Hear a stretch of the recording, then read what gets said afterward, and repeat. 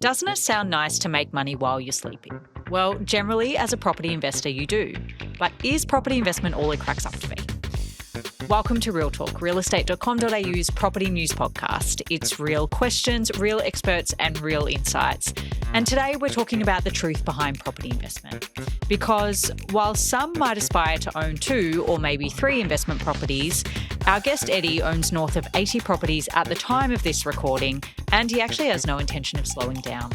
We spoke to a few people about their take on property investors. I don't know anyone who owns more than, I reckon, 3 or 4 properties. What does that do to the market for everyone else that's trying to get into property? The money's just sitting there, someone else is paying it off, and then you don't have to worry about it. It's such a safe investment, and you've got something physical under your belt, and you can build equity there. So joining me is Luke Camilleri from Mortgage Choice, who has been helping people further their investment portfolios for 10 years. And Eddie Dilleen himself from Dilleen Property to talk us through exactly what it's like to build a massive property portfolio for yourself and for your clients. Thank you both for joining me today. There is a lot to unpack and it's a complex topic. Eddie, in very basic terms, can you give us a definition of what an investment property is? When you buy an investment property, you're renting it out to someone else to get a return on it. You're not living in there yourself. You're renting it out to a tenant who pays you rent, and you're hopefully doing it for the purpose that that property is going to grow in value over time, and it's going to be worth more than what you paid, and your income from that property is going to exceed your expenses. So you're going to make cash flow on the way in and appreciation. So if the aim of an investment property is to make money, it makes sense then to have multiple of them. I mean, more property, more money. It kind of feels like basic maths to me. The downside of that can be more debt and more time spent managing them. At this point in time, there are 3.25 million investment properties in Australia. So that's around 2.24 million Aussies being classified as property investors. And 71% of those investors hold only one property. That's a stark difference to you holding more than 80. How'd you get started? I got first interested in property when I was like a teenager. The fundamental reason why I got interested in it is because my family didn't have any. So I grew up in Housing Commission in Mount Druitt, which is like the rough, western suburbs of Sydney. I grew up with that attitude that, I'm 16, 17 when I'm thinking this. And I'm like, well, when I'm 18, when I'm 19, when I'm 20, I just want to buy a place to get out of here because it's a rough neighborhood. So I got obsessed with buying a property, and I started working at McDonald's when I was as soon as I could, 14 years old. While I was still living at home, 14 years old. Literally put away $200 per week, and I just kept saving. By the time I was 18, I had about $20,000, and I could only afford a very small property, but I bought that as an investment property first because I was still 18 at the time. I just turned 18. And the only other place that I knew that was affordable was the Central Coast of New South Wales. I bought a 2-bedroom unit for $138,000, and I did a 10% deposit on there. So I only put down 10%, which is about $13,000. And that $20,000 pretty much covered the rest of stamp duty, legal fees, and all that kind of stuff. And that was the start of what is now, 80 plus properties. How did you then get your second and then your third and then so on and so on? The second one came probably about 2 years later. So by the time the second one came, I was 20 years old. I saved up, kept saving, kept working. And I saved up another roughly $30,000 because then I was literally only putting away $200, $250 a week. The second one I bought was a house in Adelaide. So that was pretty much from genuine savings as well. By memory, I might have used a tiny bit of equity, but it was mainly just savings. So I bought that in Adelaide. And why Adelaide? Again, because at that time, I was only making $45K a year, if that, and I was 20 years old. And I worked multiple jobs as well. I was working as a bartender and I was working in administration. So I was really, hustling my backside off to try to save these deposits and live life too. After the first 2, that's when I started to research and get even more passionate, more crazy about buying more. And then it basically hooked me. And after the first 2, I pulled equity out of both 2. I bought 3 and 4, literally in a rapid succession in Brisbane and then in Gold Coast. Basically during that time, I was researching and I discovered a formula buying properties that obviously have really good yield, cash flow, growth, they're affordable, but I'm buying properties at a discounted price, at under market value. Every location you've listed there are opposite ends of the country. I guess this is a good place to start. What do you look for in an investment property? What's most important to you? Because rental yield obviously represents the annual income generated from your investment as a percentage of the property's value. or capital growth, which is the long-term price increase on the property's value? What do you want most? I want all three. I want all three. So 3 things I want. I want capital growth and I want rental yield and I want to buy a property actually under market value. If it doesn't tick those 3 boxes at the exact same time in some way, shape or form, I won't buy it. Many people I've found over the last, I'm 33 now, so I've been obsessed with buying property since before I could, around 15. You can have to choose between cash flow or growth. That's the standard sentiment idea on, the average investor. The average investor has 1 or 2 properties. They're believing something that I don't believe in. The 3 things, they all has to have growth, under market value and a good yield. Yeah. I want to just dial down on something that you said just there about buying it under market value, because we've spoken about this before. And correct me if I'm wrong, but what you mean by that is, let's just say you bought a property at 500,000 and the bank val comes in at 550. That is under market value and you've automatically just made 50 grand in capital growth. Is that right? Yes, market value has different terms to different people, but I would say I want to buy a property where I know that I have a very good probability to get the property revalued for higher within, let's say, if I order a valuation the next month. And most mortgage brokers will tell you this is 99% of the time, even if you get a really good bargain, they'll still revert it to the contract price, because when they're issuing loans out, they've obviously got to be usually a percentage of what you paid for it. Because if you bought it for ridiculously less, then you're not putting any deposit in at all, which would be great, but it's not how it works 90% of the time. So Luke, you're a mortgage broker and you help people set up the finances behind their investments. What about yourself though? Do you have any investment properties? Yeah, I've got a portfolio of about 4 properties at the moment. So what do you look for? Do you want yield growth or are you concerned with something else? I go after yield growth. That's for me personally. Everyone's a little bit different. On my clients, it's circumstantial as well. But me personally, it's yield growth. So I'm just looking for, properties with either granny flats or much higher yields. And I'm not too focused on the growth. But again, if you can get both or the 3, as Eddie was saying, then that's a great outcome. Let's come back to the fact that the vast majority of property investors only hold 1 property. Who typically are these investors, Luke, and what do you think stops them from buying more? It's sort of your mum and dad investors where I see they like to stop at 1. And I think it's because they don't want to take that risk. They might see that 1 is enough for their future. They might just be very cautious. A lot of the time, I think they've probably done it themselves. So they haven't probably engaged a buyer's agent, or they don't have a team around them, bought their home, and off the back of their home, they thought, look, it might be a good idea to buy an investment property. And usually you find it's an investment property that's in a similar area to where they live or not too far. They probably on their own might not go to Adelaide or Queensland and stuff like that. The contacts that I speak to in the real estate space, a lot of those people who manage properties will sort of say a lot of their clients are mums and dads, and they've got 1 investment property. And sort of what holds them back as well is serviceability these days. And because the lending space has changed so much, and especially over only the last few years, and where serviceability has gotten tighter and tighter. And if people don't explore all the options that they have out there, then they probably feel like they're restricted to just having, that 1 investment property. Do you think, Luke, that is Eddie's strategy an uncommon one? Because it does actually seem like he has a pretty high risk tolerance. It's a discipline, and it's a discipline that he had at a young age, and it's a mindset.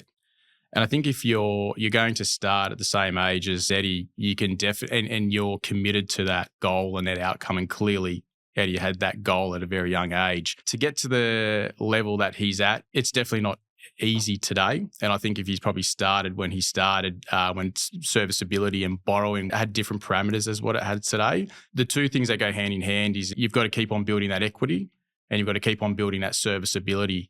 So if you can get those 2 things rolling, eventually we do find that serviceability does cap out. But if you've got the income side of things sorted, whether you're a high income earner or whether you've got a business that can handle that side of things, then I think you can achieve it. Eddie, what type of hurdles have you encountered on your investment journey? Getting finance is a constant issue. Where there's a will, there's a way. And if you really want something enough, then you'll find a way to keep pushing and keep trying. And unfortunately, I know people that have, they put in the too hard basket and it's too hard and they go down the route where it's like, it's never going to happen. It's the victim kind of mentality. And that's where it's like, no, there is a way. You just got to dedicate the time and really understand if you really, really want it badly, then you make it happen.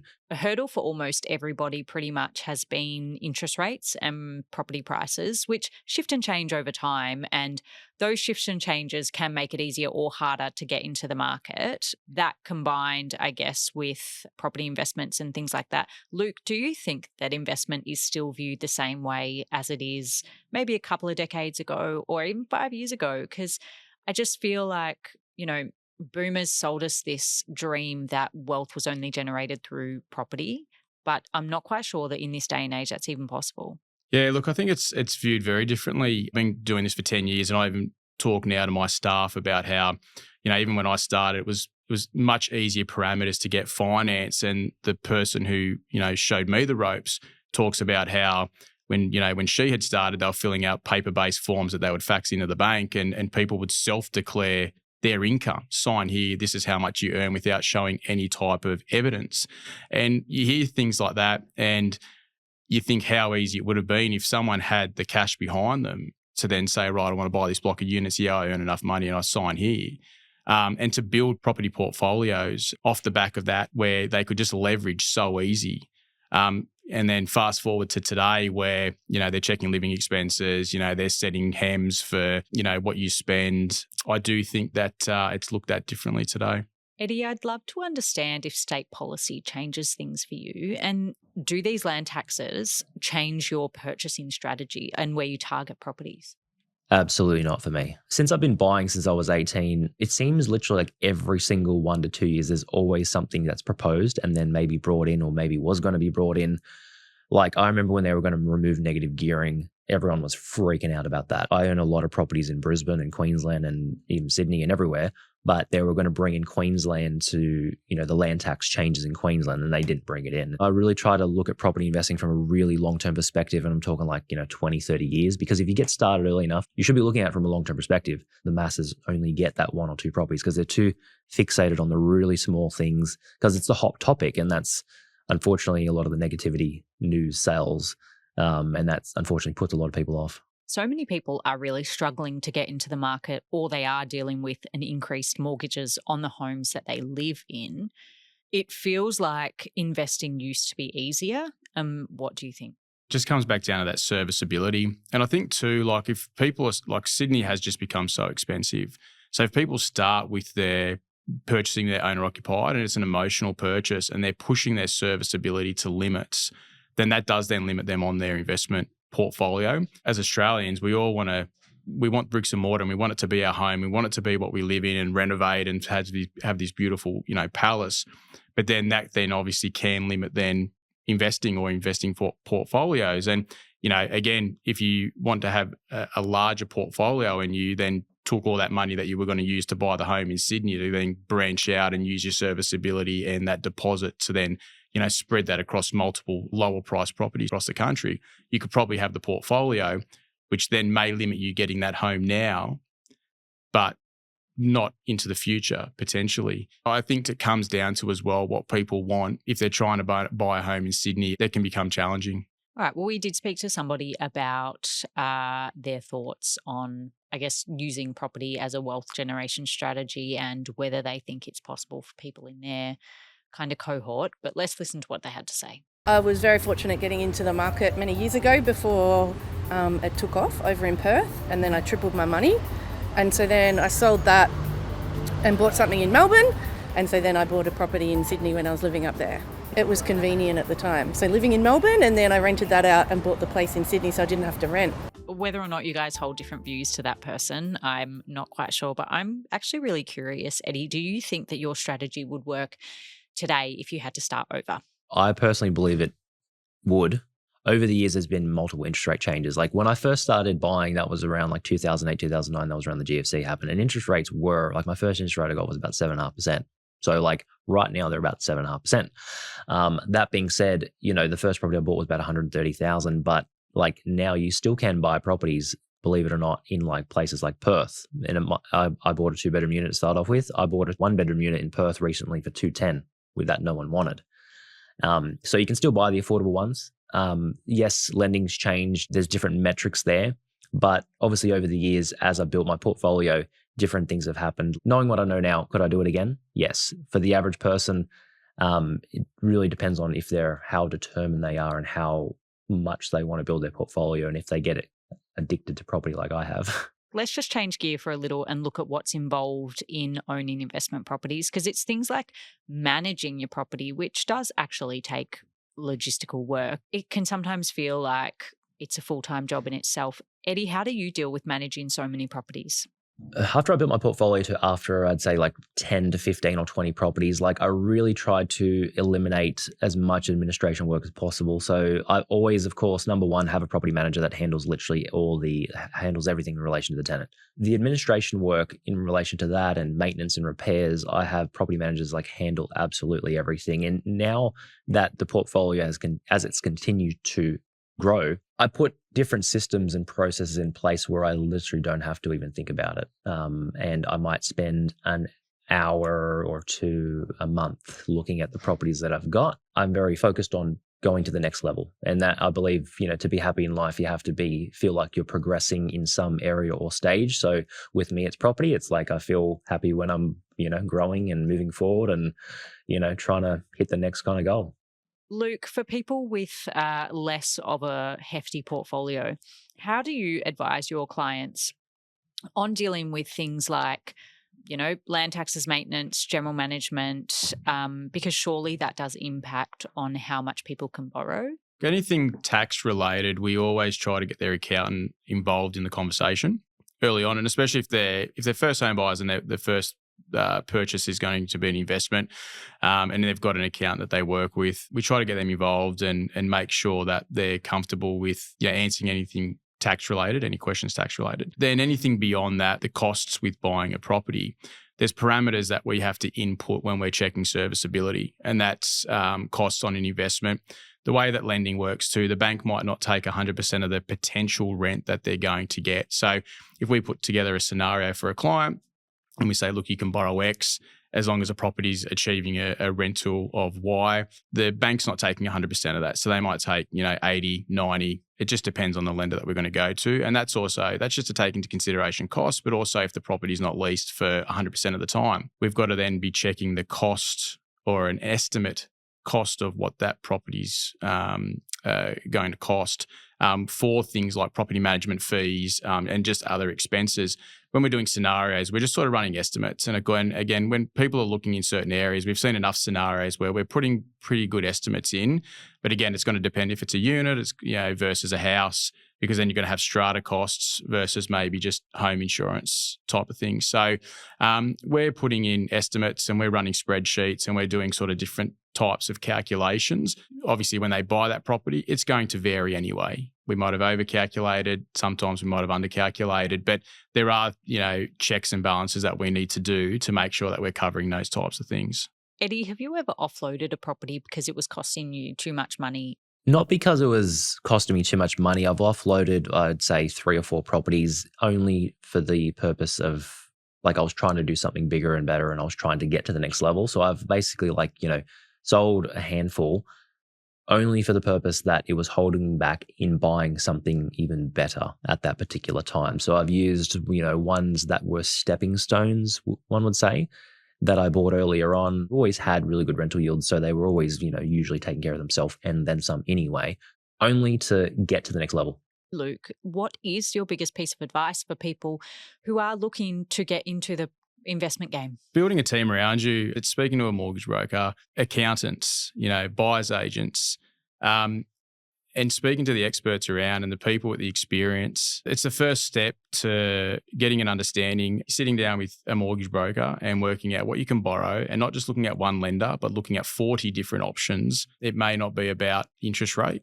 It's about strategy and it's about who's going to lend you the money and who's going to then also tick the boxes in that space as well. Honestly, I could keep talking about property investment for hours because it's something I take such a personal interest in. Thank you so much for coming on, guys.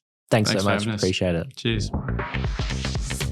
Thanks for joining me. This has been Real Talk. For your weekly fix, please follow wherever you listen to your podcasts and tune in next time for more real questions, news and insights on the topics that matter most from realestate.com.au, Australia's #1 address in property. All information provided is general advice and opinion based on current market conditions. These opinions should not be treated as investment advice. Always obtain advice based on your individual circumstances. Real Talk acknowledges the traditional custodians of country throughout Australia and their connections to land, sea, air and community. We pay our respects to elders past and present.